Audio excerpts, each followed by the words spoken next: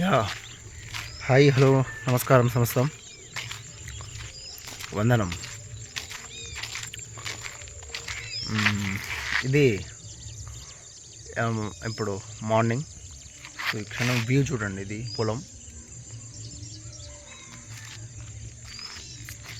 అట్లా ప్రకృతి అందాన్ని, ప్రకృతి యొక్క సౌందర్యాన్ని చూడండి.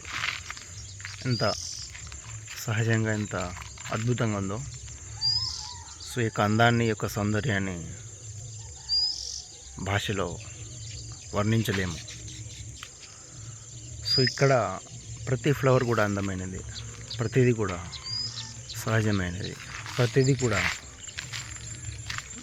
స్వతంత్ర పరిమళం గలది, స్వభావం గలది. అంతే కదా.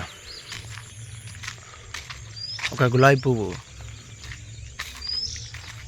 గులాబీ అనేటటువంటి దాని యొక్క కలర్ని కలిగినది. ఇది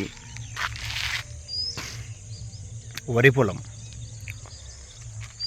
ఈ వరి పొలం తన యొక్క స్వభావం ఏముందో దాన్ని కలిగినది. ఇంకా ఇక్కడ చెరువు, ఇది కూడా అట్లా. అంటే వాటర్, అంటే చెరువు అంటే ఏంది? వాటర్.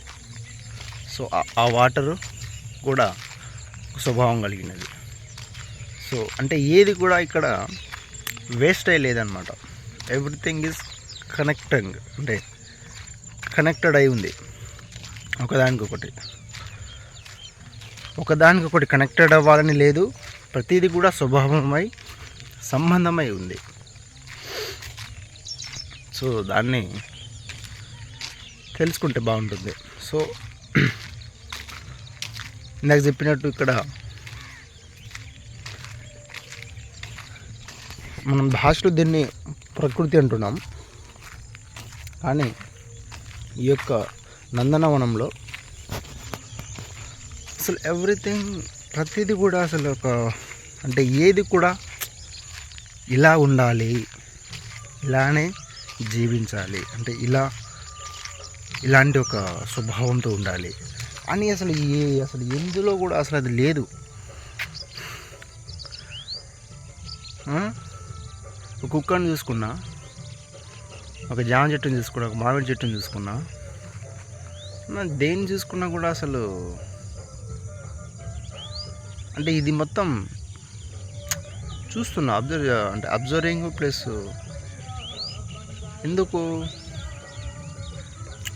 మనిషిలో అనే ఈ యొక్క ఫ్లవర్లో, మనిషి అనే ఫ్లవర్లో ఎందుకు అది సహజమైనటువంటి గుణము, ఓ అకారణమైనటువంటి స్వభావం మిస్గైడింగ్ అయిపోయింది, దారి తప్పిపోయింది. ఎందువల్ల అంటే బికాస్ ఓన్లీ వన్ రీజన్. వరల్డ్లో ఉన్నటువంటి అనేక అంశాల వలన, కంపారిజన్ వలన, మనీ వలన.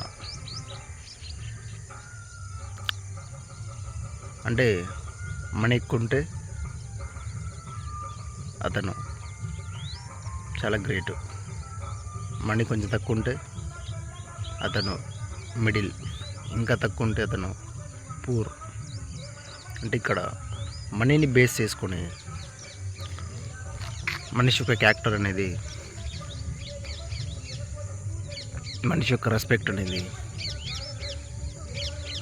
అంటే మనిషికి ఇచ్చే, మనిషి ఇంకొక మనిషికి ఇచ్చేటటువంటి ట్రీట్నెస్ కానీ, రెస్పెక్ట్ కానీ, అది డిపెండ్ అయి ఉంది. సో ఈ విధంగా మరి అయిపోయాం.